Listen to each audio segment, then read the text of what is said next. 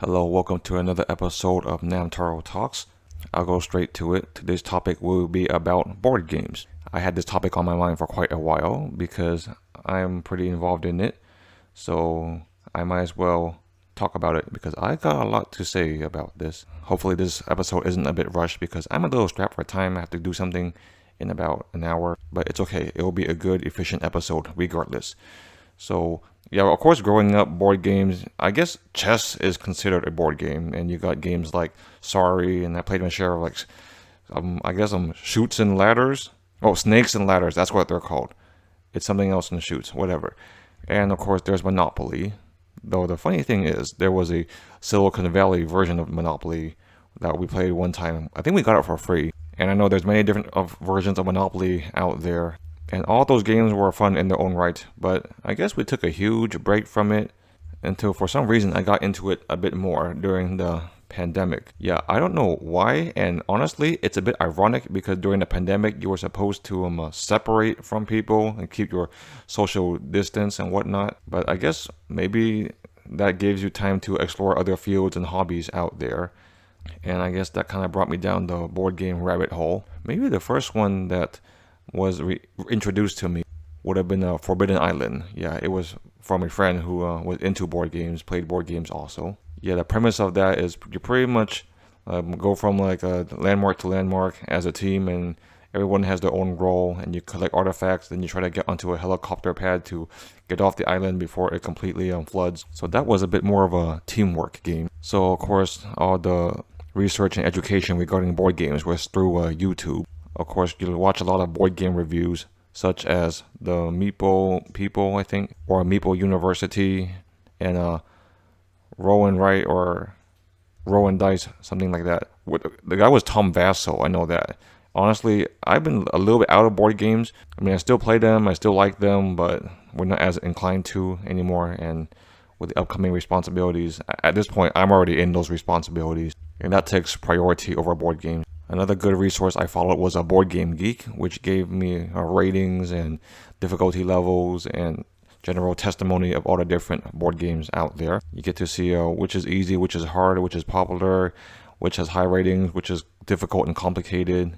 Yeah, and before I knew it, I got into board games. I was buying board games, researching board games, even selling board games, trading board games. Despite the pandemic, I try to find opportunities to play them. We try online versions of board games. Then we played board games with them, sometimes outside because it was still COVID at the time, and sometimes with social distancing. And we made sure we were all vaccinated and all that. Yeah, it was a wacky time, and I don't want to go back to that time again. Yeah, I try to get cousins into it, try to get friends into it. Of course, I was introduced to a Kickstarter, so crowdfunding like up-and-coming board games. Yeah, some are hits, some are miss, and those are a bit challenging because those are unproven games, unproven concepts. Maybe sometimes the concept was brought to the table years ago, but it takes a long time to fund. And sometimes once a project is funded, it may take years to receive the board games. Some people never even receive the game. Yeah, but I guess it was a good bonding experience. I go to people's house to play board games. They come to our home, reconnected with cousins over board games, reconnected with friends over board games.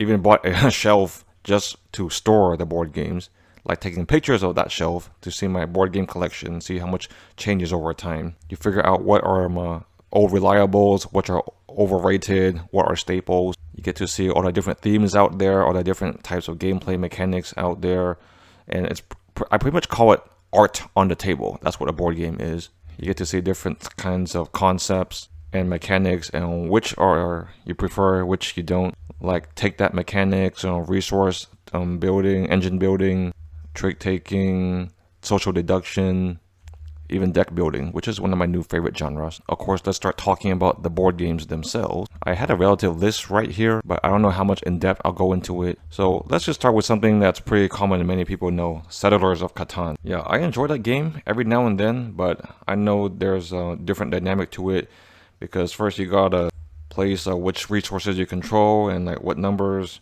on what resources, and then you gotta build the map, and you gotta hope your resources show up, and then you gotta trade like wood and sheep and bricks to build roads, and you gotta get the longest road and get more victory points and all that. And then you come to learn that board games have lots of expansion. So we played the Seafaring expansion, though we never played the Knights and Kingdoms expansion, though I did research it a bit. But Catan has like 15, 20 expansions. The unfortunate thing is sometimes it does take a long time, of course, and it has what we call a snowball mechanic where the person in the lead, they just keep winning, they just get all the resources and all the roads and all the points. So sometimes you feel a little stuck.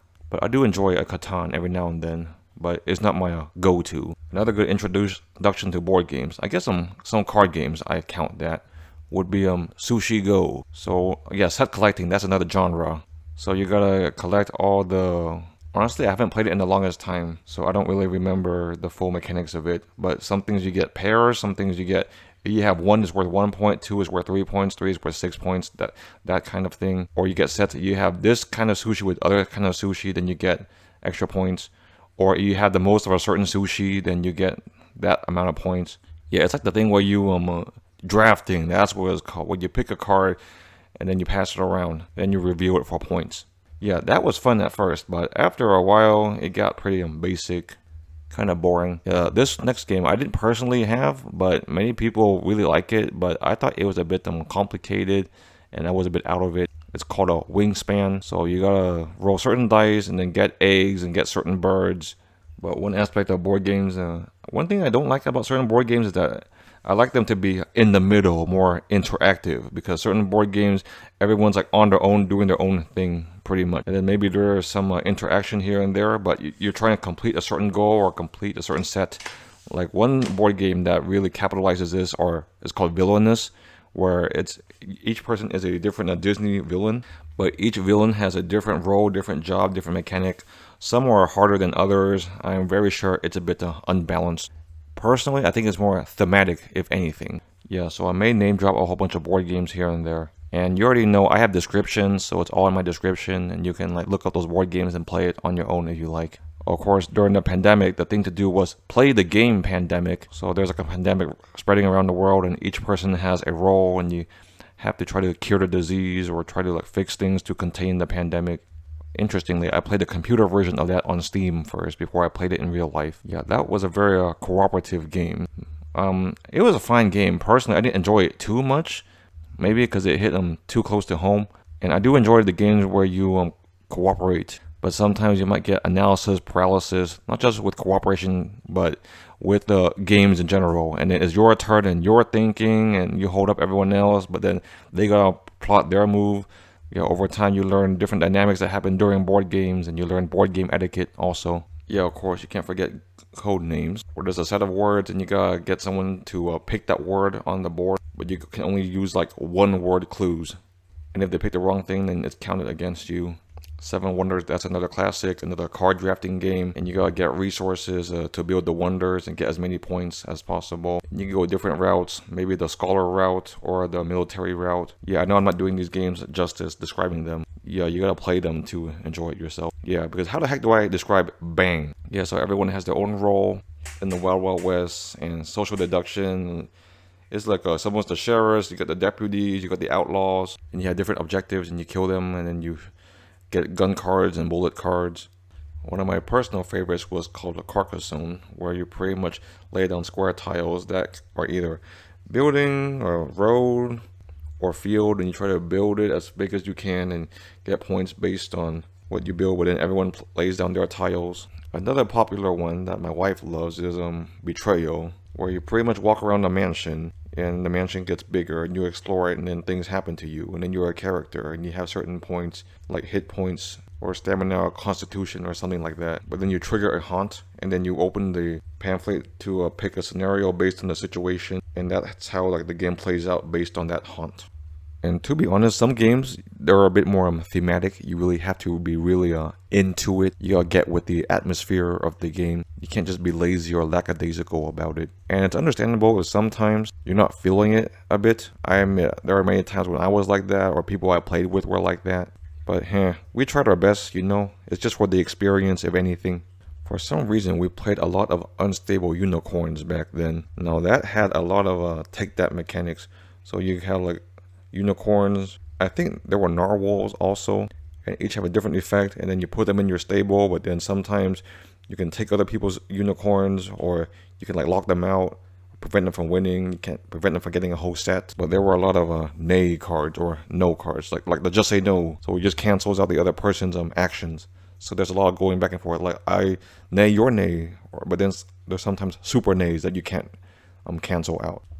Dixit, that is an interesting game where you get abstract art cards. Then everyone gives you a card randomly, and then you say a word, and then you pick the card that's most based on that word, and people vote on it. And then you get to advance a rabbit on the board based on how many people pick that card. Splendor, that's another classic. I enjoy that also. So you collect gems, different colors, and you try to build your way up to like bigger gems and more expensive gems, or gem generator collectors, until you collect nobles and you get them. Try to get as many points as possible. Kingdomino, that was one that won an award. So you pretty much collect. You try to build a 5x5 grid with different landmarks, whether it be field or ocean or gold mines. But you pretty much draft them, and you try to make your grid worth as many points as possible, but have all the tiles fit in that grid. Another game that I tried, but maybe didn't get into as much, was Unmatched. So you are a historical or legendary figure, and you run around a board, and you have your own deck, and you're trying to fight that person. But maybe it was a little bit disjointed. Tyrants of the Underdark, that's one of my favorites. So it's a combination of area control and deck building. So with deck building, you start off with a small deck, and then you try to buy more powerful cards on the market with the currency you have. Then you use that cards in your deck.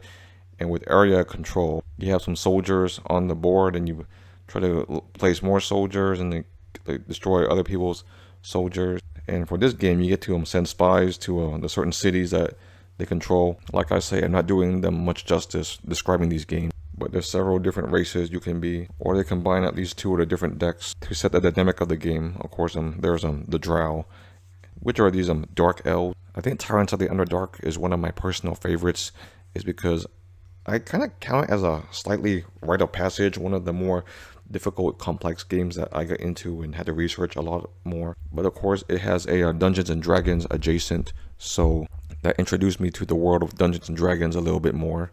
Kind of influenced me to do the Dungeons and Dragons campaign with my wife and our group of friends. Not to mention, watched the Dungeons and Dragons movie, Thieves Among Us, the Dungeons and Dragons show, Vox Machina, and read the Dungeons and Dragons, series starring Driz, who's a drow himself. And Fairy Tale is another card drafting game with different mystical creatures like dragons and knights, and a bit of set collecting. But the interesting mechanic is that you take turns flipping the cards. So when you flip cards, you can get extra points, or you can flip other people's cards face down, so they lose their card's effect. There was a tricky Japanese game. I played a lot of Japanese games, believe it or not.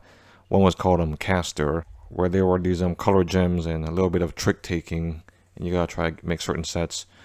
Honestly, I thought it was a bit confusing, so I think I gave it away. Yeah, Murder of Crows, a bit of a take that mechanic. The Quest for El Dorado, which is kind of part deck building and part going around the board. I played it once, maybe twice. Personally, I enjoyed it. I don't know why we didn't play it more often, though the cards that you draft are pretty small, which I did not like as much. Here to Slay is another popular game, easy game, where you start as these small creatures and you gotta fight these large creatures.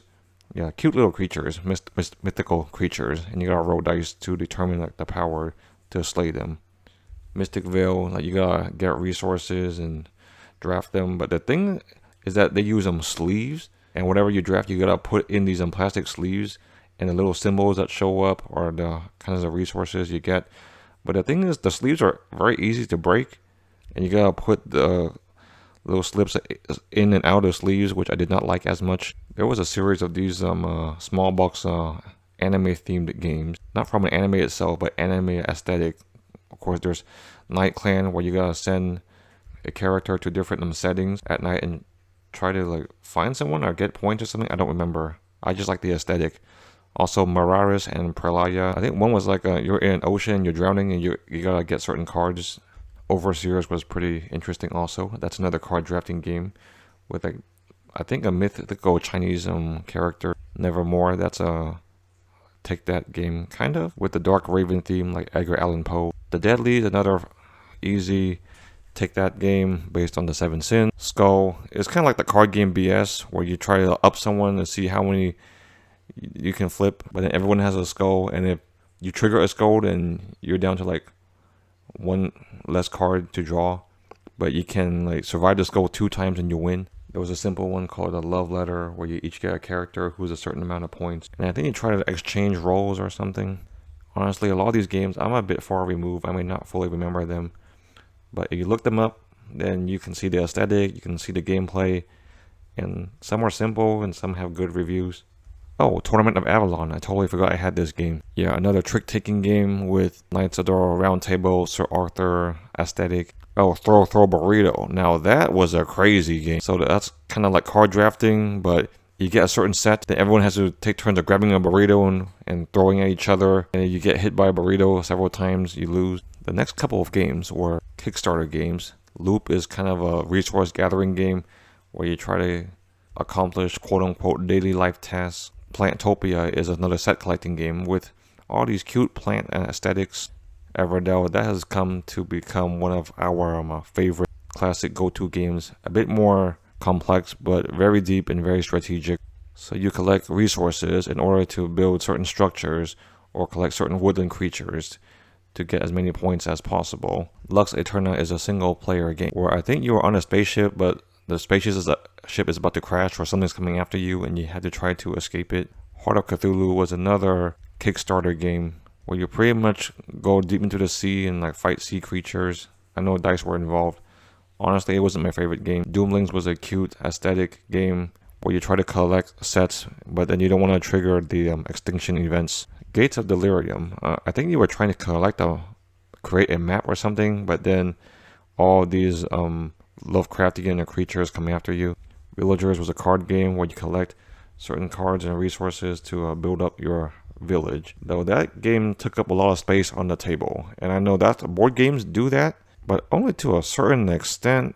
I am willing to tolerate, because if there's too much stuff on the table, it gets too complicated, too confusing, too easy to disrupt. Hidden Leaders, that's another Kickstarter game when everyone has a different clan, but you try to move like the symbols on the clan like forwards or backwards to achieve that clan's objective. Firmwood Brownies, that's another Japanese game, kind of a resource building victory point collecting game where you have like rocks and bricks, then you try to build up, and like for like maybe if you have a cow, then you get the meat, and then eventually you can build your own butcher shop, things like that. Now that game I went out on a limb, and the instructions were mostly Japanese, so I had to get my Japanese friend in Japan to translate it for me. I never played the original Terraforming Mars, but I tried Terraforming Mars Ares Expedition. Now that one was a bit complex and point gathering, honestly a little dry. Now Antidote, that is a fun game. That's kind of another card drafting game where there's a certain color of poison and everyone has to try to pass cards to each other and find the right antidote, or else you lose. The Mind is an interesting cooperative game where everyone has to try to take turns on placing cards in a sequential order. However, you cannot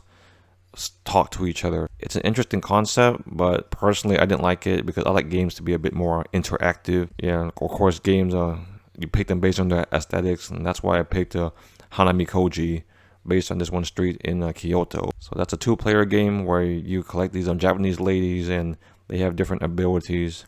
Yeah, Coop, that's kind of similar to Love Letters, where you have your own role and you can like take money from a pot, and if you achieve a certain objective, you win. Bunny Kingdom, I mean, I like rabbits, you already know that, but that was a bit more complex games with a lot of pieces, and you have to like build like little rabbit structures across this one board and try to get as many points as possible. Grim Masquerade, that was a bit more fairy tale-esque, a bit of social deduction there, where every character has a boon card and a bane card. If you're falling asleep a little bit, I don't blame you. There's a lot of games to go through, and I know I'm not doing these games justice just describing them. I think if anything, I would elaborate more on the games I like and just briefly mention each game and mention the theme behind it. Well, anyways, there was Santorini, based on that one, a Greek city with all the little blue roofs, and you try to jump from building to building and try to make a taller building and get points from that. Takenoko, I think you would try to build as tall as bamboo as possible, and you're in the forest and you're pandas or something. Mysterium, where one person is a main spirit and you try to, that's a kind of another haunted mansion theme, and you gotta try to figure out what that spirit is communicating, and you gotta move up to the different levels of communication, and you have to try to get everyone through as best as possible.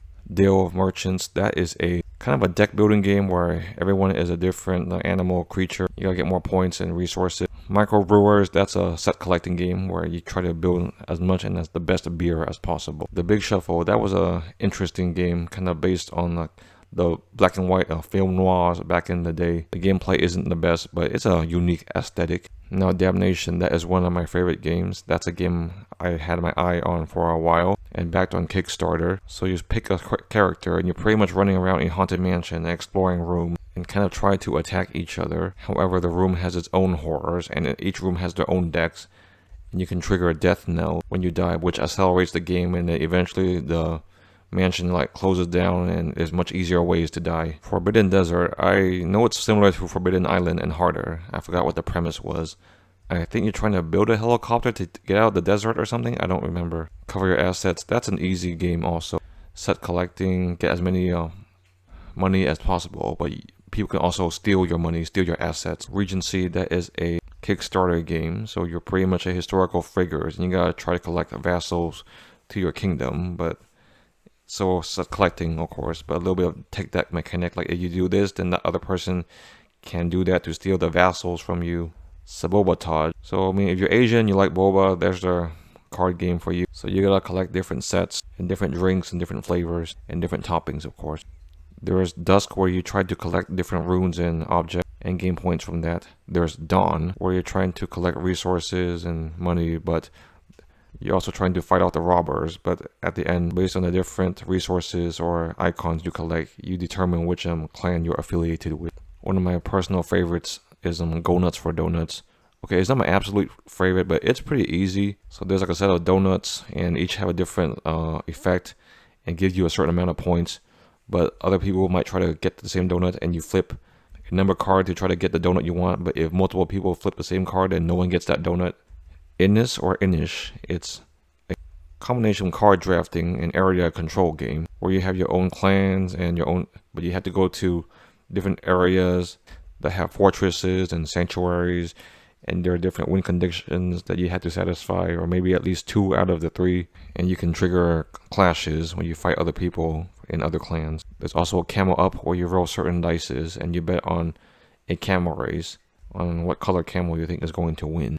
One of my cousin's favorite, Bananagram, where you get a certain amount of tiles and you try to use all the tiles to spell out words, and if the tiles don't work, you have to exchange into the pool, but then you end up getting more tiles. Finding Anastasia, that was another Kickstarter game. Another social deduction game where each character has an objective, and you win at whether Anastasia is revealed or captured, stuff like that. Machikoro, there's Machikoro 1 and 2. So you pretty much roll dice to get money to get certain buildings in order to build your 4 main buildings. I guess the last game I'll talk about is Cat Lady. So in a 3x3 grid, you collect all the items, like cat related items, sometimes even certain cat, and they have special abilities or give you certain points. Okay, now get to the good stuff, the more interesting personal stuff. So I can't really put into words why or I like board games, but I just do. I guess it encompasses many aspects of my identity.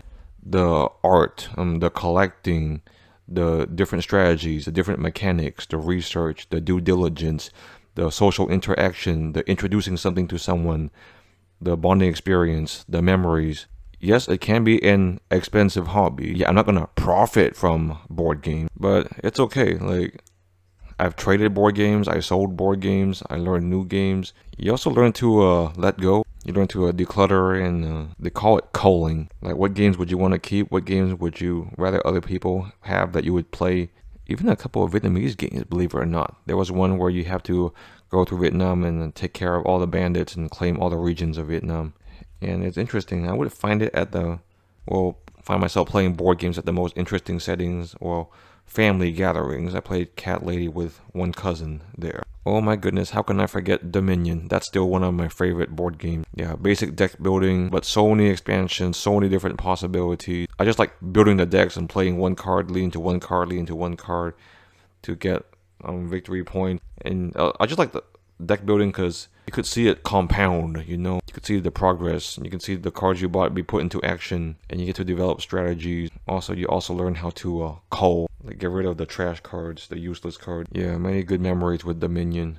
with, of course, my wife and my cousin. Though, of course, there were sad situations where I brought board games to certain occasions, but nobody wanted to play them. Well, it comes with the territory, I suppose. You gotta learn how to read the crowd and read the situation.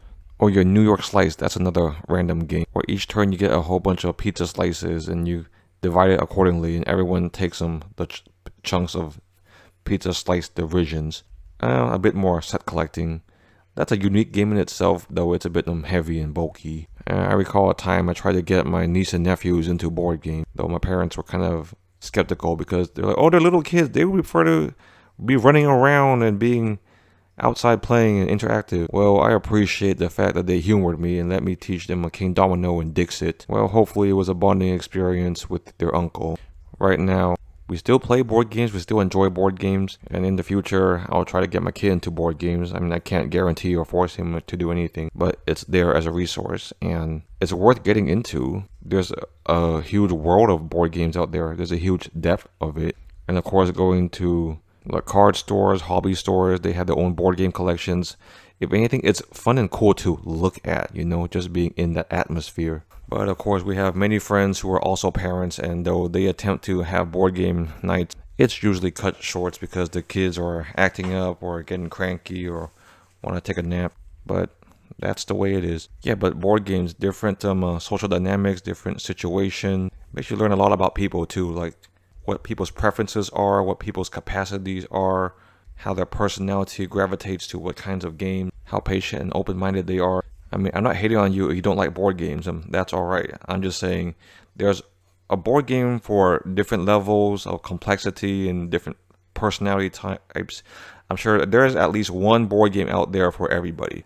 I even played a couple of games with my mom, for goodness sake. Yeah, it was Carcassonne. Well, that was pretty fun and easy to pick up. I try to get board games on sale. I overpaid for a certain board game. Oh, Dune Imperium. How did I forget that? That was a fun board game. Deck building based on the world of Frank Herbert's Dune, though it's basically on the first Dune movie. And that's just Dune Imperium. There's the actual Dune board game, which I have never played, but I heard it's a bit complex. Yeah, for the Japanese board games, I had to pay extra for shipping and handling too. But if anything, I can just say, oh, I played board games. I was into board games.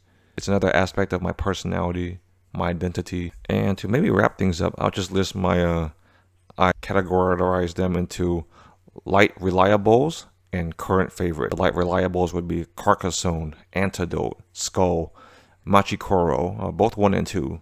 The 1's a bit easier.